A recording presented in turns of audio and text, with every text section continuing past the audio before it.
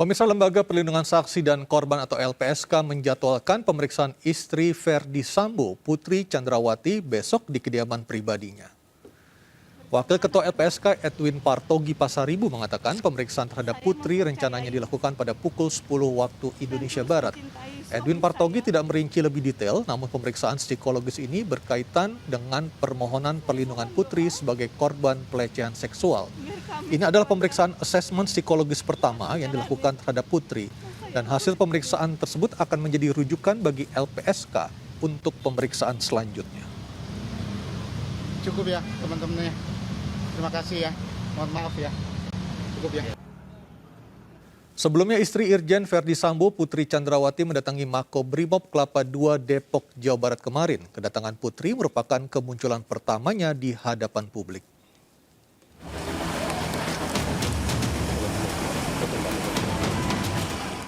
Sekitar pukul 17 Minggu sore, Putri Chandrawati, istri dari Irjen Pol Verdi Sambo, keluar meninggalkan rumahnya di Jalan Saguling Duren 3, Pancoran, Jakarta. Putri Chandrawati menuju Makobrimob Kelapa II Depok, Jawa Barat. Putri datang ke Makobrimob bersama anak pertama dan kuasa hukumnya. Menurut kuasa hukumnya, kliennya datang untuk membesuk Irjen Verdi Sambo, namun belum diizinkan bertemu. Putri menyampaikan keikhlasan atas perbuatan yang dialami keluarganya. Saya Putri bersama anak-anak. Saya mempercayai dan tulus mencintai suami saya. Saya mohon doa biar kami sekeluarga cepat menjalani masa yang sulit ini.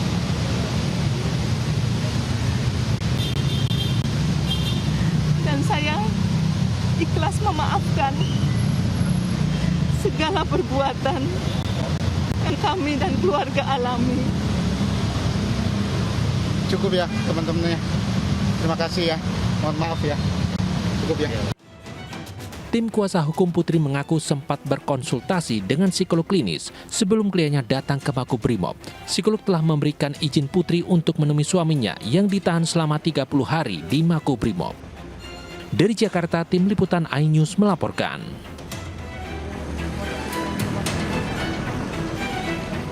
Dan melengkapi dialog kita malam hari ini sudah bergabung bersama kami Susaning Tias Kertopati, pakar pertahanan, keamanan, dan intelijen yang juga merupakan Ketua DPP Perindo bidang Hankam dan Cyber. Selamat malam, Mbak Nuning. Selamat malam. Ya, sudah ada Pak Susno juga bersama kita sejak di segmen awal tadi. Saya ke Mbak Nuning dulu.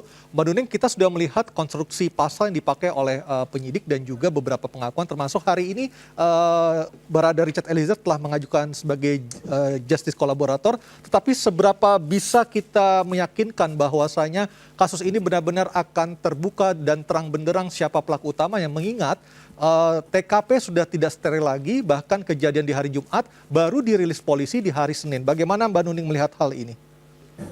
Ya, kalau menurut saya ini memang satu hal yang tidak mudah ya. Sebenarnya sih mudah apabila bukan terjadi di institusi besar seperti kepolisian ini. Tentunya kita harus hormati dulu apa yang sudah diputuskan oleh Kapolri, membentuk tim. Kita harus ada azas praduga tak bersalah dulu ya. Tetapi dalam hal ini memang kita juga harus mengerti bahwa di tubuh Polri ini apabila ada kasus begini kan hambatan itu bisa birokratis, bisa hierarkis, juga bisa politis. Kalau secara intelijen kan ini semua kan operasi harus berdasarkan target.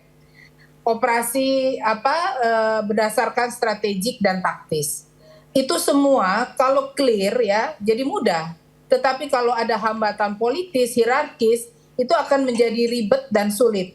Jadi kelihatannya begini, kalau Baradae ini bisa menjadi justice kolaborator, seperti tadi yang disampaikan oleh Pak Susno, Pak Komjen Pol Susno Duaji, itu sangat baik. Tetapi harus ada jaminan, keluarganya juga harus dijamin agar tidak ada yang mengganggunya, sehingga dia dengan tenang dapat menyampaikan apa adanya. Lalu kemudian saya baca juga, ini yang baru ya terungkap, yaitu Barada RR Riki ya. Nah ini kan katanya waktu kejadian ngumpet di balik kulkas untuk nggak kesetrum ya. Nah ini kita harus tahu juga sejauh mana kejujuran itu ada. Di sini sebenarnya apa sih yang dicari ya? Di sini ada Pak Johnson Panjaitan juga ya, juga rekan-rekan pengamat yang lain, juga masyarakat. Ingin tuh ada kejujuran. Intelektual dadernya siapa? Begitu. Itu aja sebenarnya. Nah, ini jangan berbelit-belit. Juga Ibu Putri itu harus juga menghargai korpsnya, korps baju pink itu. Ya. Jadi seperti yang saya pakai nih loh, pink. Ya, jadi harus betul-betul memahami bahwa korpsnya itu harus dihormati. Jujurlah gitu, apa adanya supaya ini cepat selesai. Masalah negara yang lain banyak, jadi konsentrasi ke sini terus. Jadi ini harus betul-betul juga kepada pihak Irjen Pol Sambo itu sebenarnya kalau apa adanya ya. Tentu mungkin ada pembahasan yang akan berjalan lebih lancar. Kan ini nanti akan diperiksa oleh Irwarsum ya, Jenderal Bintang 3. Tentu Polri tidak akan main-main. Di sini ada Komnas HAM, ada Kompolnas. Saya rasa meski kita memberlakukan azas praduga tak bersalah, tetapi tentu juga harus diingat bahwa masyarakat sudah tahu semua dan mengawal hal ini gitu. Baik. Jadi memang dalam hal ini saya sangat mengharapkan harapan masyarakat ini akan menjadi gamblang dan saya yakin itu akan terjadi. Baik, untuk hambatan politik atau psikopolitik tadi Mbak Nuning juga sempat menyinggung hal ini. Apakah dengan pernyataan Presiden yang berkali-kali meminta agar kasus ini diusut secara tuntas, apakah ini bukankah ini sebagai dorongan moral bagi Kapolri untuk bertindak berani dan juga tidak pandang bulu untuk menuntaskan kasus ini dan menyelamatkan citra dari Polri sendiri, Mbak Nuning? Oh iya, itu harus diselamatkan citra Polri. Sedemikian rupa ya founding fathers, lalu kemudian juga para senior di sini ada Pak Susno, juga para senior dari Irjen Pol Verdi Sambo tentu sangat mengharapkan hal ini akan terbuka dengan jujur ya, sesuai dengan CSI, lalu kemudian menyampaikannya kepada publik. Dan ini Kapolri wajib untuk menyampaikan berdasarkan criminal scientific investigation. Jadi memang dalam hal ini tidak boleh main-main. Baik. Dan itu yang namanya Presiden Joko Widodo sudah dengan tegas mengatakan dibuka, dicari sampai dapat intelektual dadernya siapa. Ini keras loh, ya jangan main-main ini.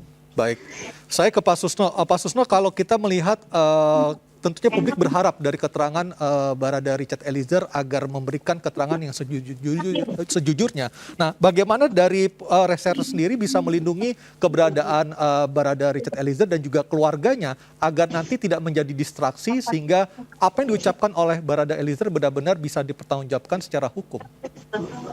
Jadi begitu dia diterima sebagai justice kolaborator dan harus diamankan ini, dan dari pihak LPSK tentunya meminta aparat keamanan, dalam hal ini polisi yang akan mengamankan, dan tidak boleh main-main, institusi dipertaruhkan, jangan sampai dia tercoreng, sakit, luka, dicederai, termasuk keluarganya.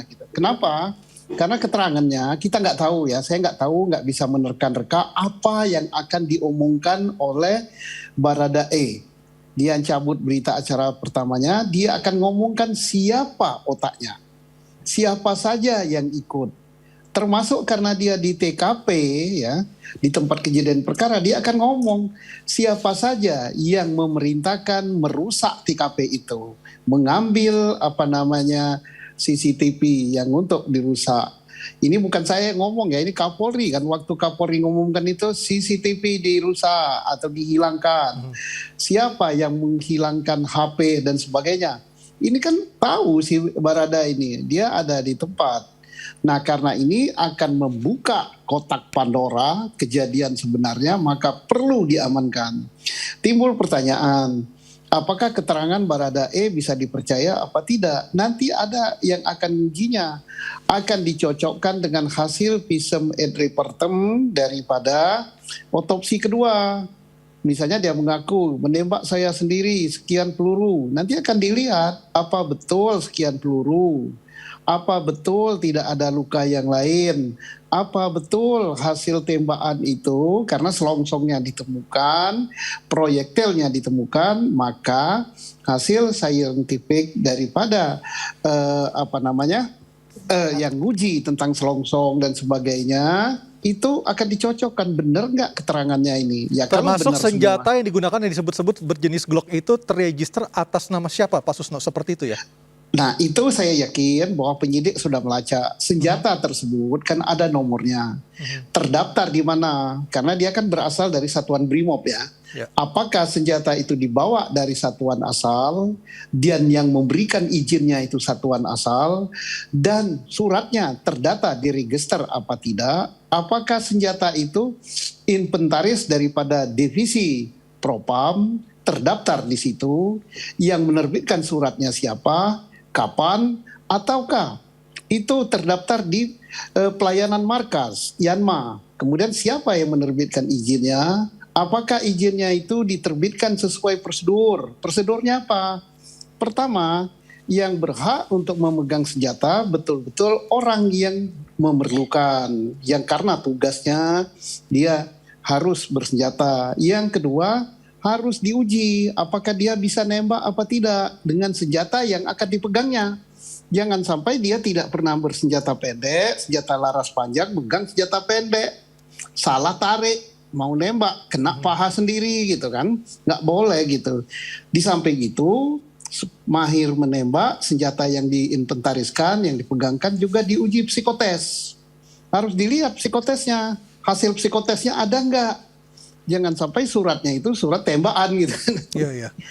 Jadi tidak segampang itulah senjata di polisi. Dan saya yakin bahwa dia ini sudah memenuhi syarat itu semua. Baik. Kalau tidak memenuhi syarat, inilah bahan daripada penyidik reserse untuk mengungkap kasus ini. Baik, Pak Susno, salah satu tuntutan publik adalah juga ikut memeriksa siapa orang yang pertama kali mengotopsi jenazah Brigadir Joshua. Itu adalah salah satu tuntutan publik untuk mengetahui sebenarnya seperti apa sih kondisi jenazah saat pertama kali diterima di Rumah Sakit Polri. Seperti itu, Pak Susno. Ya, itu memang suatu keharusan supaya terbuka kepada publik sesuai perintah Presiden kan fair ya. Khususnya nanti setelah hasil visum kedua keluar, kita akan lihat sama apa tidak. Kalau sama, is no problem ya. Tapi akan lain ceritanya manakala visum pertama dengan visum kedua berbeda jauh. Berbeda jauh, maka timbul pertanyaan. Di sini penyidik Polri itu kan sudah matang semua, pinter-pinter semua. Maka timbul, akan dikejar terus si dokter yang menerbitkan visum ini. Ada apa? Dan ditambah lagi pertanyaan, apakah dokter itu sudah berkualifikasi sebagai dokter forensik yang bisa menerbitkan visum et repertum untuk otopsi. Nah, kalau dia tidak, ini celaka lagi. Tapi itu urusan profesi kedokteran nantinya yang akan mengecek kalau salah apa tidak. Tapi penyidik pasti akan memintai keterangan. Khususnya manakala hasilnya berbeda jauh gitu. Baik, saya ke Bu Nuning. Bu Nuning, kalau kita melihat kondisi saat ini, seberapa yakin Bu Nuning atau Mbak Nuning untuk melihat kasus ini akan benar-benar terselesaikan dengan baik sehingga bisa memenuhi apa yang menjadi pertanyaan-pertanyaan yang masih menyelimuti benak masyarakat saat ini, Mbak Nuning? Kalau saya melihat apabila ini ada kejujuran, yang penting itu ada dalam mens rea-nya polisi itu memang niat untuk diselesaikan apa adanya, dengan segala kejujuran yang ada. Jadi tidak ada tekanan politik, tidak ada hierarkis ya. Di situ memang bisa saja terjadi bahwa semua ini akan terbuka seperti apa yang kita harapkan. Jadi intelektual dader itu siapa? Kan ini barusan saja kan Barada RR ini kan tertangkap. Kalau tidak salah itu mungkin Bang Johnson yang itu ya, pasal 340. Jadi di situ dia dijerat dengan pembunuhan pasal berencana. 340. Ya, jadi siapa yang merencanakan ini semua begitu? Itu kan namanya intelektual dadernya itu dicari gitu. Jadi jangan sampai di apa yang sudah tersusun, capek, dan lain sebagainya. Lalu karena ada tekanan-tekanan hierarkis, tekanan politik, dan kepentingan-kepentingan sepihak, itu melencengkan. Karena Oke. apa, Pak? Menghilangkan sesuatu dengan kode etik kan, pelanggaran kode etik tentu berbeda ya. Ya, oke. Ya. Baik, Mbak Nuning. Pak Susno, selama ini masyarakat bertanya-tanya soal HP atau handphone dari Bribda atau Brigadir Joshua Huta Barat. Sementara tidak pernah ada berita, seingat saya, mohon dikoreksi kalau saya salah, mengenai pemeriksaan HP milik Irjen Verdi Sambo maupun orang-orang yang ada di TKP ketika kejadian. Bagaimana Bapak melihat hal ini, Pak Susno?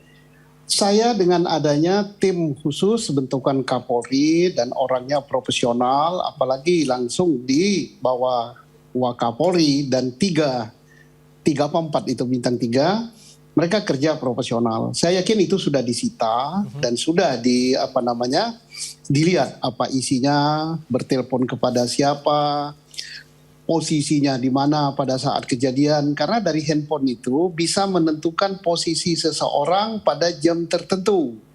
Jam kejadiannya jelas, kemudian lokasi kejadian jelas, handphone ada, akan ketahuan. Saya yakin bahwa semua handphone yang ada di situ, handphone Pak FS, handphone Ibu, handphone Baradae, handphone Ricky yang baru tadi kan, termasuk handphone pembantu rumah tangga, dan handphone daripada si Brigadir J itu disita, kemudian dilihat apa pembicaraan, apa WA-nya, apa SMS-nya, apa videonya, dan juga akan dilihat di mana posisi mereka saat sebelum kejadian, saat kejadian, dan sesudah kejadian. Karena masing-masing handphone itu terhubung ke tiang BTS terdekat. BTS itu tiang operator itulah, Ya. antena itu.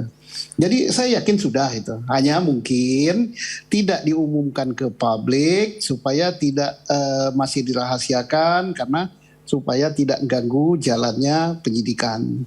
Tapi untuk hal-hal mestinya yang berkaitan dengan kegiatan boleh, isinya yang mungkin tidak diumumkan. Misalnya kami telah menyita sekian handphone si A, B, C, D, dan masih dalam tahap pemeriksaan. Nah, isinya nggak diumumkan. Nah, sebagaimana kemarin justru Komnas HAM sudah mengumumkan gitu hasil hasil CCTV. Polisi nggak ngumumkan, padahal itu berasal dari polisi saya kira. Ya. Nah, itu mestinya hal-hal yang supaya membuat tidak multitafsir, supaya tidak membuat kegaduhan publik, hal-hal yang tidak akan mengganggu jalannya pemeriksaan ya diumumkan saja. Karena kalau tidak nanti timbul tafsiran-tafsiran. Ya. Nanti tafsiran-tafsiran dilarang pula. Baik, Pak Susno dan Mbak Nuning, terima kasih untuk waktunya bersama kami. Kita akan melihat seperti apa hasil kerja dari Mabes Polri, seperti apa beberapa hari mendatang ini. Terima kasih untuk waktunya Pak Susno dan Mbak Nuning. Selamat malam. Selamat malam. Selamat malam Bu Nuning. Selamat malam Pak Johnson, sahabatku. Dan pemirsa, kami masih akan kembali dengan dialog di MNC News Prime ini dengan tamu-tamu lainnya. Tetaplah bersama kami di MNC News Prime.